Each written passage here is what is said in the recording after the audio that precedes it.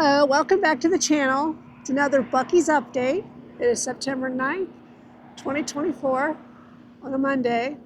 We came out here to see what kind of construction update they have. You can almost see where they've got the building's layout of the dirt, where it might go.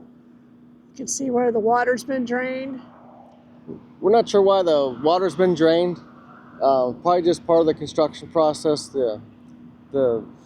The final plans that they showed at the grand opening still showed the water to the south of the property, so it's probably just part of the construction process.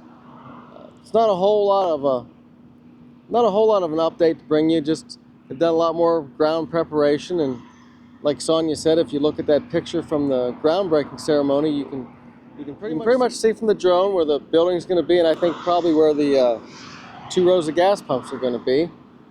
So not a whole lot to show you, just a quick construction update. I think that'll do it. Thanks for watching. See you down the road. Goodbye. Bye.